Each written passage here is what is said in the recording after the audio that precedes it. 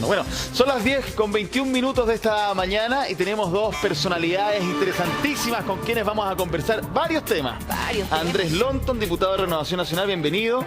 Gracias por la invitación. Y también Raúl Leiva, bienvenido, diputado del Partido Socialista. Ustedes dos que son parte de la Comisión de Constitución, que está con harta pega. Vamos a conversar de varias cosas. Fueron protagonistas por lo demás de un video que pucha que de vuelta, lo de la carrera, Chalper, polémica, que no, ni siquiera le vamos a dar un segundo en este minuto, porque lo que queremos hablar con ustedes tiene nombre y apellido.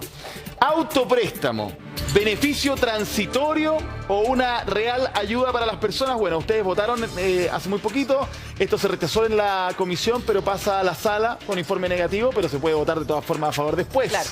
Autopréstamo, el único...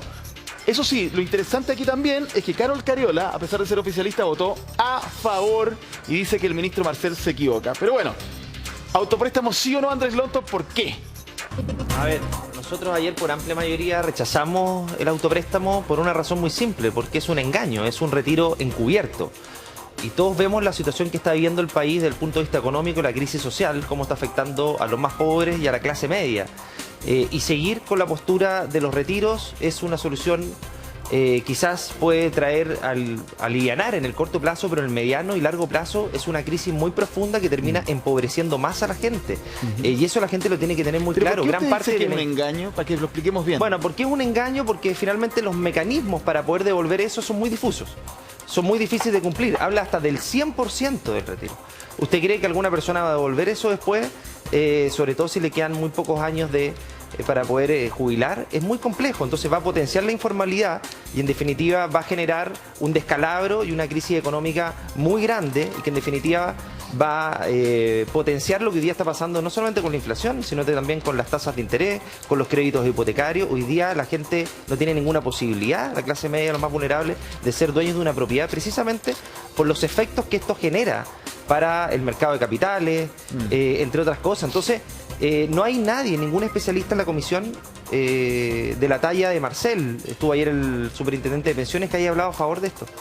Y por una razón muy simple, porque finalmente el remedio termina siendo mucho peor que la enfermedad, y esto termina afectando a los más pobres, que en definitiva van a tener unas lucas en un corto plazo, pero en el largo plazo ese dinero no va a valer nada, se va a evaporar, y la crisis económica que estamos viviendo hoy día, con la canasta básica y otros productos, se va a profundizar.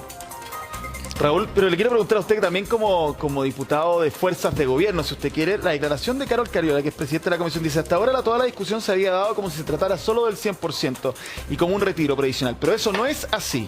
Y me parece que en esto el ministro Marcel se ha equivocado, porque él ha hecho toda su argumentación en torno a esto, como diciéndonos que el ministro Marcel, que está en contra, que efectivamente dice que esto es un alivio transitorio, pero nos podemos meter en un gigante problema, como dice usted, sería todo eso una argumentación, no sé si ficticia, porque no lo dice así la diputada, pero como que no es la correcta, digamos. Nos está tratando de convencer de algo que no es. Lo que pasa, Francesco, que pensar en un retiro del 100% de los fondos previsionales, que era este autopréstamo sin tope, sin fuerza vinculante para reintegrarlo, claro, serían eventualmente 180.000 millones de dólares en la economía, y eso sería una catástrofe de porte y de marca mayor.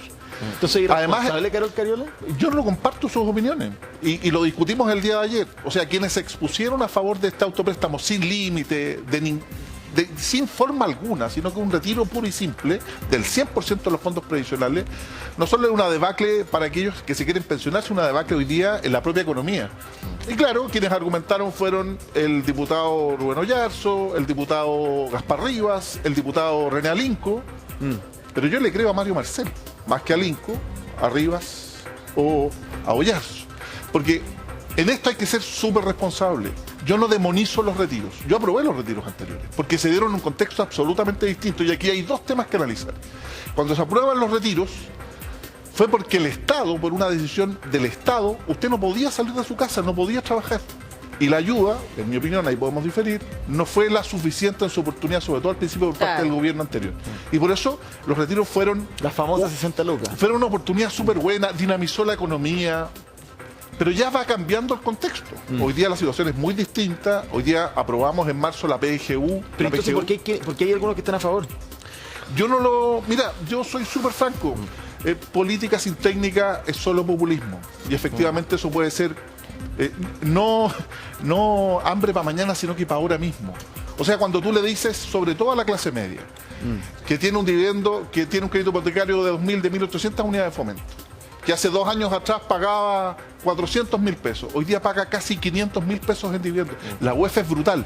Obviamente, y en eso coincido, que la inflación no solo depende de factores internos, sino también externos, pero la mitad por lo menos, y así lo han dicho todos y cada uno de los expertos. Entonces, vamos a seguir presionando a veces más vale ser responsable con Chile que popular por un día. Ya, pero resulta que tenemos un problema, se presentan argumentos, se presentan posibilidades, pero no se presentan más soluciones, otras opciones, porque me imagino que quienes están a favor es porque no hay ayuda estatal. Pero hay otra, ¿cómo ayudamos a las personas que están ahora presionadas? Hay otra alternativa, PRI, que se está tramitando y se aprobó en general, que es la reforma de pensiones.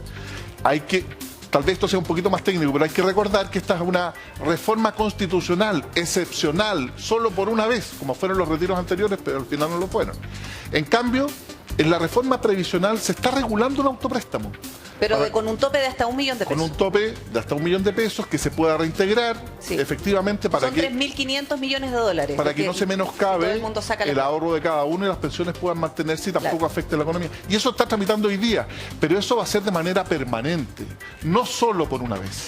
Porque es muy distinto legislar a través de una reforma constitucional que hacerlo a través de una reforma de pensiones, y que además tiene otras incidencias que son súper importantes, porque dentro de la reforma de pensiones, que también está en discusión en la Comisión de Trabajo, efectivamente va a haber un aporte extraordinario y adicional de un 6% por parte del empleador. Entonces, el impacto no es el mismo, establece de manera vinculante la devolución y establece bordes muy necesarios para mantener los equilibrios. Ya, pero hay un tema, que además no hemos pensado en los más vulnerables, que no tienen probablemente sus ahorros en la AFP, y además son quienes más están presionados, los que más resienten la inflación.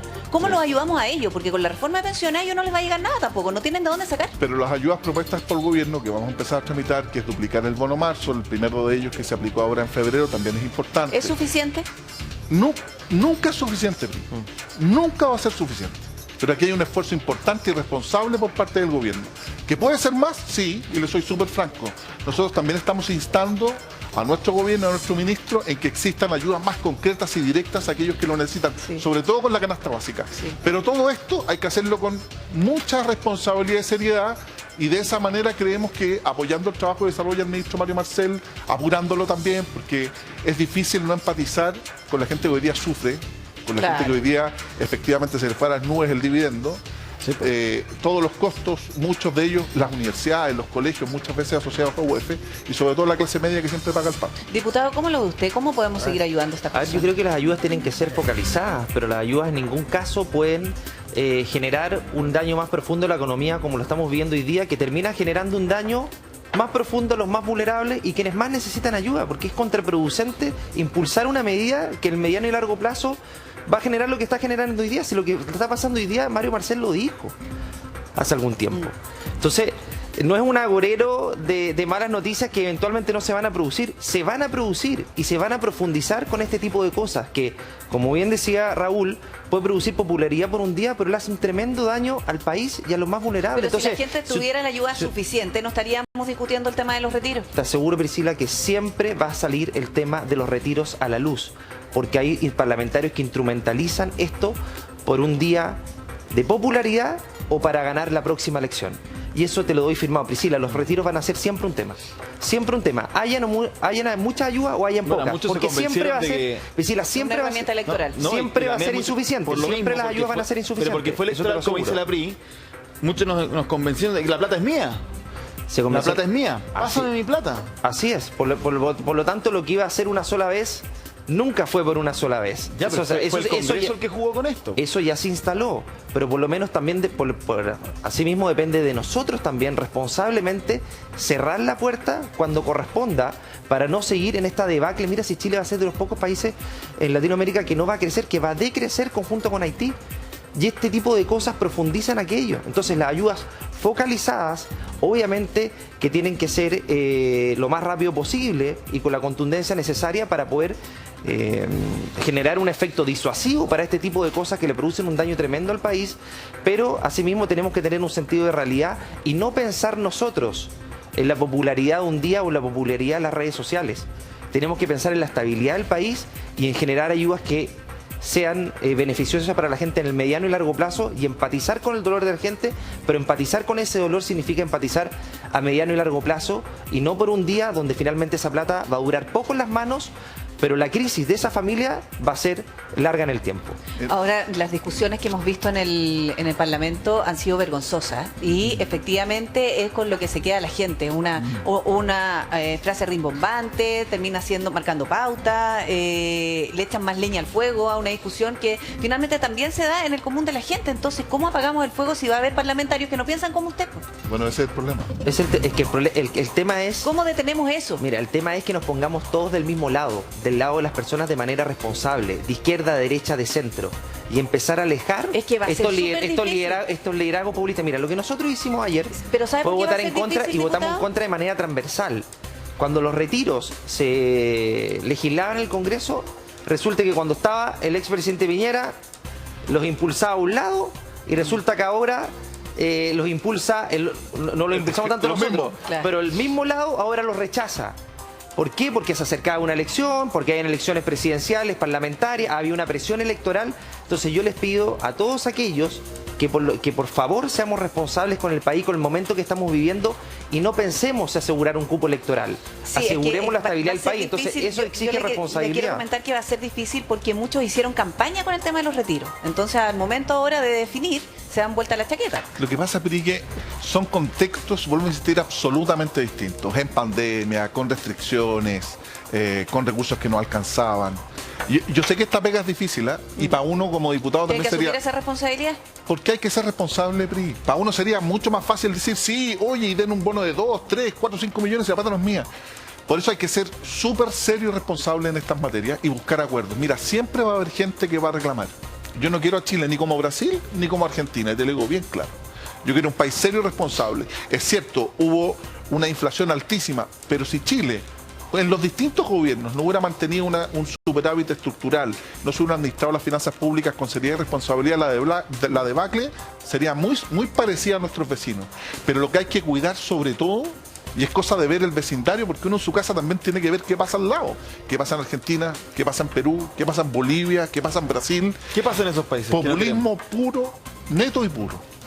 Lo que nosotros tenemos que hacer es buscar acuerdos. ¿Qué nos pide la gente? Si nosotros le pudiéramos preguntar a la gente hoy día en su casa, ¿qué es lo que quieren? Mira, queremos gente seria, queremos gente responsable, que logre acuerdos de verdad, pero que se mantengan en el tiempo. Por ejemplo, la reforma previsional, por ejemplo, la reforma tributaria. No estas peleas de un ratito. Por eso el acuerdo constitucional del otro día, que fue denostado a través de redes sociales por personajes que llegan solo a generar distorsión o una declaración disruptiva, la hace muy mal. Porque fíjese usted, yo soy del Partido Socialista, Andrés es de Renovación Nacional. Pero la gran mayoría de las diputadas y diputados son súper serios y responsables, la inmensa mayoría. ¿Y quiénes se llevan Pero ¿quién se lleva la prensa? El que te echa un garabato, el que te filma, el que baila, el que dice la tontera. Bueno, no es fácil. ¿Cómo la cuidamos? Con seriedad, con responsabilidad y generando acuerdos, porque la gente, al igual que en seguridad, que es su prioridad, lo que quiere son acuerdos.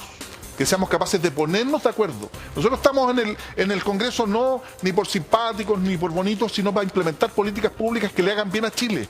Y para eso se requieren acuerdos. Y para llegar a un acuerdo no tengo que hablar solo con los socialistas, y yo con los socialistas me llevo súper bien, además somos súper amigos. Debemos ser capaces de avanzar y lograr acuerdos con los que no piensan como uno, si de eso se trata la democracia, eso es una dictadura. Eso es lo difícil, eso es lo complejo, y hay que pensar en no Chile. Sancionan a los que se portan mal? Hay sanciones a través de la Comisión pero de Ética, pero la verdad que son todos nos reímos de las sanciones. Son irrisorias porque ¿Sabe por qué nos perdone que lo diga? Pero ¿por qué nos reímos? Porque los titulares siempre van a pasar a Comisión de Ética, y le aplican el 2%. No pasa nada. Lo que pasa es que la sanción puede ser muy alta desde el punto de vista del sueldo, pero eso, si tú me preguntas a mí, no disuade a una persona que tiene un comportamiento habitual desde un punto de vista que tiene una patología clara, la persona, y que finalmente saca más rédito porque está todos los días en la prensa enfrentando al que piensa distinto y polarizando al país. Obviamente que ese es un rédito mucho mayor que meterle la mano al bolsillo y sacarle parte del sueldo, porque finalmente electoralmente esa persona puede crecer o hacerse más conocido. Pero nosotros no tenemos más facultades que esa, desde el punto de vista... ¿Por qué dan más facultades? Porque no...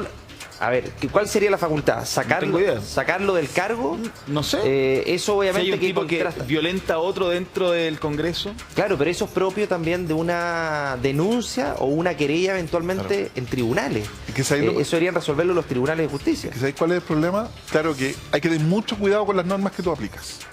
Porque efectivamente se podría... Para que nadie las use políticamente mal. Nadie las use en contra, porque si efectivamente tú dices cualquier tipo de violencia podrías perder el escaño. Bueno, ¿qué tipo de violencia? Y eventualmente podría, y eso no queremos, que una mayoría circunstancial pueda sancionar a alguien que está en minoría y que pierda su escaño. Claro. Sí, claro. Eso es lo complejo. Sí. Por eso la apuesta siempre es más democracia, más seriedad, más responsabilidad. Es una lata. Esto, mira, a lo mejor el ejemplo no es bueno. Es que nos están ganando la pelea pero los que están fuera de esto. El ejemplo no es bueno, pero a mediano y largo plazo da resultado. Todos tuvimos compañeros de curso y en la misma universidad, los que tuvimos el privilegio de la universidad, que se dedicaban a tontear. Pelucear, tomar, fumar, está bien. Igual era lata porque cuando tú te quedabas estudiando, los otros estaban carreteando. Sí. Pero al final, no todos salieron de la universidad. Entonces, lo que les Algunos maduraron también. Pero les costó o se demoraron más. Les costó más. Pero lo que te quiero decir es que ser serio y responsable a veces en la vida no es tan entretenido. Pero a largo plazo... ¿Cuántos diputados que están ganando? Porque usted dice, se ponen a grabar, pero el tweet sube, pero mira, popular. Yo quiero dar un ejemplo, chiquillo. Y no nos están ganando, todo lo contrario.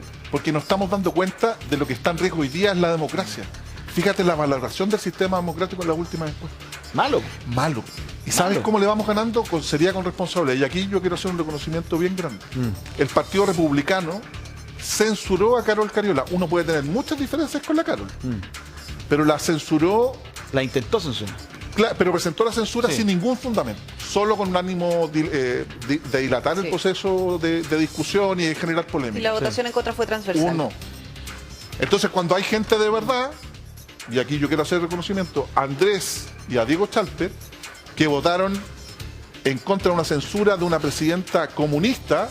Pucha, para eso hay que tener harta seriedad, hay que ser valiente. Y en el intertanto, cuando tú ibas votando, esos mismos parlamentarios iban tuitando, aquí están los tales por cuales, eso requiere una sanción. Con la izquierda más. Pero te fijas, entonces se distorsiona y al final, también quiero ser franco, Twitter está hecho para eso, para que la gente te haga zumbar.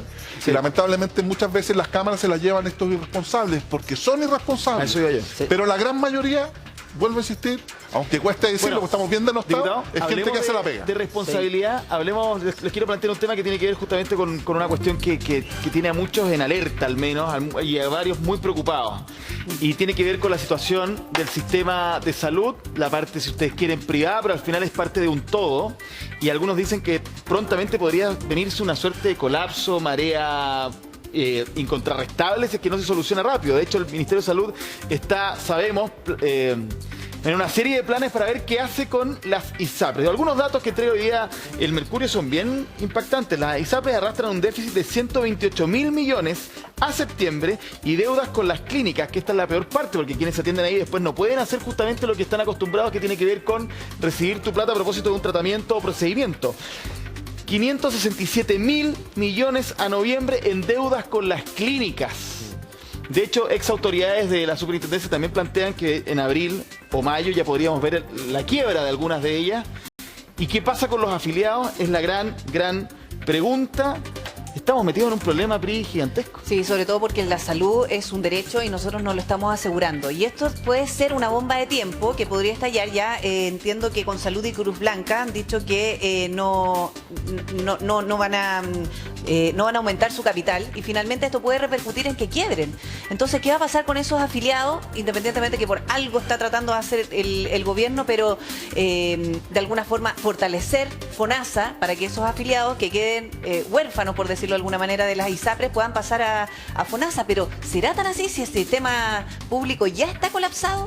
¿No va a dar abasto? A ver, yo creo que el gobierno tiene la obligación de fortalecer ambos sistemas. Y en este caso el sistema privado está en una crisis terminal.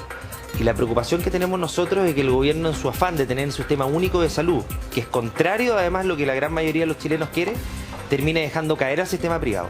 Y eso es el peor. Esto puede ser una oportunidad para dejar caer el sistema privado. A ver, yo he visto opiniones divididas del gobierno y eso eso nos complica, porque si hay opiniones divididas quiere decir que no están generando los suficientes no hay los suficientes incentivos dentro del gobierno para poder salvar al sistema privado, porque si tú terminas dejando caer al sistema privado, o sea, olvídate, la salud pública ya está colapsada. Sí, la responsabilidad no sería del gobierno, eso de terminar con el sistema privado, sino que sería atribuible a la Corte Suprema, por decirlo de alguna forma. Sí, claro, la Corte Suprema también generó un fallo que complicó mucho al sistema privado, pero para eso obviamente el gobierno tiene que generar una estrategia para efectos de poder... ¿Pero usted sospecha sinceramente que el gobierno pueda dejar caer el sistema privado? Tengo mis dudas seriamente, porque ellos han estado... O sea, con tal de conseguir el objetivo de que en Chile exista un seguro único nacional, o como le llaman. Se debatió en la convención. Como se debatió en la convención y en otra serie, por años llevamos esta discusión. Con tal de conseguir ese objetivo, van a perjudicar a 3 millones de personas. A ver, yo no pienso que el gobierno quiera perjudicar a 3 millones de personas. Pienso que ellos ideológicamente son afines a un sistema único como se plasmó el proyecto de nueva Constitución. Ya. Y todos sabemos que muchas veces la ideología no conversa con la realidad. Y es lo que le ha pasado a este gobierno desde que partió el gobierno, que han tratado de imponer una agenda ideológica marcada en ciertos temas y que finalmente eso contrasta no solamente con lo que quiere el chileno, sino que con la posibilidad de llevarlo a cabo. Un sistema único de salud hoy día es inviable en nuestro país. Entonces yo lo que le pido es a que el gobierno haga todos los esfuerzos para que el sistema privado de salud conviva con un sistema de salud público, independientemente de una reforma que puedan presentar en el mediano y largo plazo. Pero para eso, por lo menos el Congreso está absolutamente disponible para poder ayudar y en definitiva también, obviamente, a través de la Corte Suprema, que generó un fallo que es complejo, pero que creemos que puede... Pero se tiene que respetar. Pero se tiene que respetar. Sí. Sí, ¿cómo lo Es que el fallo no es complejo. El fallo aplica lo que debe hacer. Primero, las ISAPRES llevan 24 meses de pérdida, no 8 ni 10 meses, 24 meses. Bueno, a raíz de la pandemia también. Y muchas de las deudas que plantea Francesco son de ISAPRES con clínicas, sí, pero también hay integración vertical porque las ISAPRES son dueños de las clínicas. La estructura, lamentablemente, de este modelo se sustenta en 3 pilares básicos: ISAPRE, AFP y los bancos. Hay derechos sociales que tienen que estar garantizados, y eso, independiente de la ideología más atenuada que uno pueda tener o no, es la razón. ¿Por qué alguien que no tiene recursos no puede acceder a salud de calidad? Ese es un tremendo desafío que tenemos que hacerlo entre todos. Entonces, primero, hace 24 meses, el año 2019, no ahora, no era el gobierno anterior, el gobierno actual, para contextualizar este problema, estableció una tabla única de prestaciones. Sí. Usted sabe que hay 995 formas, porque al final lo que pasa con la ISAPRE es que ellos eligen a sus clientes. Diputado, sí, está bien. Usted puede estar a favor del fallo de la Suprema y a favor de un seguro único que en otros países funcionan muy bien, de hecho. Pues. El tema es si tenemos que dejar caer el sistema con tal de conseguir el objetivo. Antes que me responda y argumente, queremos agregar a esta discusión al doctor José Miguel Bernucci. Él no solamente es especialista en medicina interna, sino también es secretario nacional del Colegio Médico, que se hizo personaje importante de la vida pública a propósito de la pandemia, pero seguramente tiene algo que decir. ¿Están colapsando las ISAPRES realmente, doctor? ¿Cuál es la alerta más importante que tiene hoy por hoy en mira el Colegio Médico? ¿Cómo está? Hola, muy buenos días. Mira, este problema de la ISAPRE, estaba escuchando, digamos, a ambos diputados, a quien le envío un gran saludo, especialmente al diputado López, que me ha tocado compartir un par de veces. Este problema de la ISAPRE es un problema que no es de ahora. ¿Ah? Si uno mira la academia, si uno mira las comisiones presidenciales, es un problema que viene arrastrándose hace 15, 20 años. Aquí hay que señalar algo, y hay que decirlo totalmente transparente y sin ningún eufemismo. El sistema ISAPRE, el sistema de aseguramiento privado en Chile, es un sistema económica y socialmente inviable. ¿Ya? Y esto no lo digo yo, no lo dice el Colegio Médico, esto se viene repitiendo por lo menos en la academia hace más de 20 años, lo dice la primera comisión de reforma que estableció la presidenta Bachelet en su primer gobierno, en el segundo gobierno, así también en las 2 comisiones del presidente Piñera. Entonces, esto es un problema que no se sabía del año 2019, del año 2018. Este es un problema que viene hace muchísimos años. Y el simple, para no aburrir, digamos, a los televidentes, se da principalmente, primero, por el modelo de negocio. El modelo de negocio de la ISAPRE, para que la ISAPRE puedan ganar plata, tal como está implementado el modelo de negocio. Como todo negocio privado, están totalmente en su derecho de tener un fin, ¿no es cierto?, de tener una ganancia, sí. Es que lo hacen no a través del aseguramiento y asegurar personas, sino lo hacen a través del descreme. La ISAPRES, al igual que los seguros de auto, tratan de quedarse con la gente menos sinistrosa. Claro. En los seguros de auto la gente silenciosa es la que menos choca, lo cual es súper adecuado y es súper válido para un seguro de auto, pero la gente menos silenciosa en un sistema de ISAPRE es la gente más joven, es la gente que más gana dinero y es la gente que menos gasta el sistema. Sí, doctor. Entonces, eso es económicamente. Y lo segundo tiene que ver en cómo ellos generan sus cobros a través de los prestadores. Lo que hace la ISAPRE finalmente es que genera un sistema que se llama Fee for Service, que es un sistema inflacionario. O sea, entre más use el sistema la clínica, más paga la ISAPRE y no hay absolutamente ninguna contención de costos. Y eso es un sistema que en su base es económicamente y, como te digo, socialmente inviable. Y ese es realmente el problema de la ISAPRE. Lo que pasó con estos últimos 2 años de pandemia es que el aumento, en la presencia de la pandemia, evidentemente para cualquier seguro, sea público o privado, es un aumento de costo. El aumento de las licencias, que es aumento de costo, y la limitación de poder aumentar los aportes, lo que ha señalado la Corte Suprema, esto ha generado un escenario de tormenta perfecta ideal para acelerar esta inviabilidad. Pero doctor, por lo mismo. Sí, doctor, mire, lo que pasa es que yo creo que el diagnóstico, lo que pasa con las ISAPRES lo tenemos archiconocido hace años, como dice usted. El tema es que por años han actuado así, porque la norma lo permitía. Eso por una parte. Y segundo, este fallo de la Corte Suprema pone la soga al cuello a las ISAPRES. Y finalmente tenemos muy poco tiempo para actuar porque el fallo hay que cumplirlo. Entonces, más allá de cómo operan las ISAPRES, que todos sabemos que ha sido muy discriminador, injusto, qué sé yo, pero en tan poco tiempo, ponerle la soga al cuello a un sistema privado de salud, ¿cómo vamos a enfrentar eso? Porque no tenemos un sistema robusto de salud pública que pueda asumir a todos los afiliados de esas ISAPRES que probablemente puedan quebrar en abril y mayo, ahora. Perdón, pero ahí hay dos temas, hay que separar dos temas súper importantes, porque efectivamente el diagnóstico está claro, pero ¿sí? Lamentablemente aquí pasaron 15 años donde no se hizo nada, y aquí hay responsabilidades que son compartidas. Si la norma lo permitía, podíamos dejarle a ellos la posibilidad de actuar con ética si actúan dentro de la legalidad. Exactamente, y aquí hubo 4 gobiernos de 2 presidentes similares y hubo 4 congresos distintos, en el fondo, en los cuales existe aquí hay una responsabilidad política de, evidentemente, gobernantes anteriores, donde no se hicieron las cosas cuando, en el fondo, los expertos se sabían que se tenían que hacer. Y lo otro es que yo quiero aquí también ocupar 2 minutos para aclarar la diferencia que creo que el diputado Longton lo dijo, pero finalmente, el terminar con el aseguramiento privado no significa terminar con la salud privada, ¿ya? Aquí hay que separar en el fondo 2 entes. Una cosa que lo que son los aseguramientos, que es FONASA y ISAPRES, y lo que son los prestadores, hospitales públicos, fuerzas armadas y clínicas y centros médicos privados, con y sin fines de lucro asociados o no a universidades. ¿Por qué es importante señalar esto? Porque uno de los grandes errores, en los cuales lamentablemente estaba incurriendo el diputado Longton, es decir, si yo acabo las ISAPRES, se acaba el sistema privado, y eso no es así.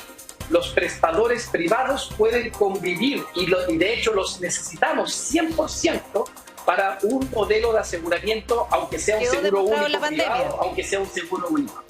Y tal como usted excelentemente señala, Priscila, quedó totalmente demostrado la pandemia. La pandemia fue nuestro gran ensayo de cómo pudiera funcionar un sistema de aseguramiento Necesitamos único. A ambos. Si nosotros planteamos un modelo de seguro único, que ojo, los seguros únicos pueden ser públicos o privados, digamos, no necesariamente tiene que ser un ente estatal, esa es una discusión que podemos dar después latamente, pero si nosotros en Chile tenemos 1/3 de las camas del promedio de la OECD, públicas y privadas. En Chile tenemos 1/3 de los especialistas públicos y privados. En Chile tenemos hoy día, después de pandemia, más o menos como un 80% del promedio de camas intensivas público y privadas. Por lo tanto, un modelo de aseguramiento único requiere a todos los prestadores públicos, privados de Fuerzas Armadas para que en el fondo eso se reparta entre toda la población. Señalar que un modelo de seguro único que ya existe en el tema académico e incluso político, ya existe más o menos transversalidad de que es lo más costo efectivo, señalar que eso va a acabar con la salud privada es o desconocimiento o también, como también me ha tocado bien también en otras discusiones públicas, señalar que no es correcto. Lo vamos a seguir discutiendo acá con el panel, doctor. Muchísimas gracias por toda la información que usted nos entrega y ojalá ustedes puedan presionar al gobierno en buena onda, de buena forma, para alcanzar una solución al menos temporal rápida, para evitarnos un problema mayor y el día de mañana seguir discutiendo los cambios al sistema que tanto usted, nuestros panelistas y los chilenos y chilenas quieren. Gracias por estar junto a nosotros, que le vaya muy bien. Un gran saludo. Claro, porque el doctor argumenta a favor de lo que significa para Chile un sistema único de salud, diciendo, diputado, que usted confunde las cosas de alguna forma, pero también hay otros médicos que han participado en la política que están en contra del seguro único de salud, como Jaime Mañalich, la doctora Daza y otros más. Esta es una cuestión que el país tiene que discutir, que es muy importante. Si queremos en Chile un cambio, o sea, una reforma que nos lleve a países como Inglaterra u otros, o un modelo más parecido al nuestro, pero con mejoras. El punto es que eso da para largo. Si el problema que tenemos es ahora con respecto al tema ISAPRE. Por eso, cuando sale este fallo, que para el negocio de la ISAPRE es complejo, porque ¿sabe qué dijo el fallo? Oye, aplica una única tabla y si usted ha cobrado más plata de la que corresponde, devuélvasela. Porque el abuso está instalado en estas instituciones. Ahora, la Superintendencia de Salud de ISAPRES de salud y ISAPRES tiene un plazo de 6 meses para ordenar este cuento. Es mucho.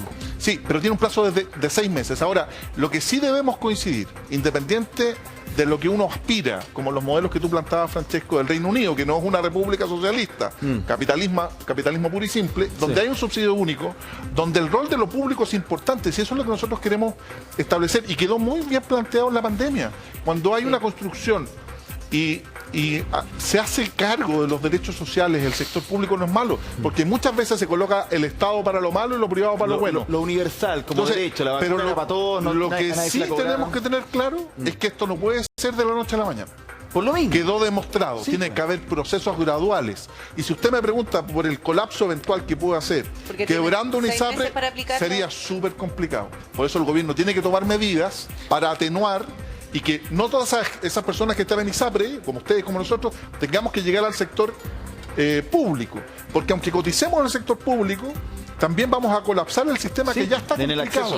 Entonces, tiene que ser un proceso.